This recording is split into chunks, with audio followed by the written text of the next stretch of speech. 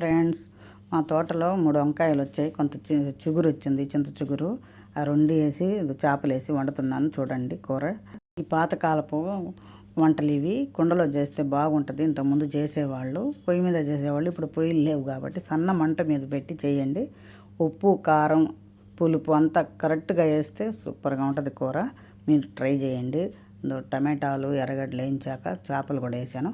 ముందుగా ఒలుచుకున్నాక కొద్దిగా దూరగా వేయించుకుంటే చేపలు నూనె లేకుండా బాగుంటుంది. మిరప్పొడి, పసుపు పొడి అన్నీ వేసాను.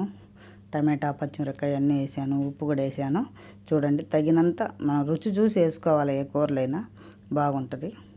మామిడి దబ్బలు వేసేసాను. వేసాక ఇవి మూతేసి పెట్టాక కాసేపు ఉడకనిద్దాం. ఉడికిన తర్వాత మామిడి దబ్బలు అవన్నీ మెత్తబడితే అది చింత చిగురు ఉంది కదా, నలిపి వేసేసాను. వేసాక గెంటేసి కలిపెట్టబాకండి. కలిపెడితే మాత్రం చింత చిగురు ఉడకదంట పెద్దోళ్ళు అంటారు. మీరు తర్వాత ఉడికాక మళ్ళీ గెంటేసి కలిపెట్టుకోవచ్చు. ఒకసారి ట్రై చేసి చూడండి. పాతకాలపు వంటలు ఇవి. అందులో కుండలో చేస్తే బాగా రుచిగా ఉంటాయి. అందుకు చేస్తూ ఉన్నాను నేను. చూడండి, ఒకసారి ట్రై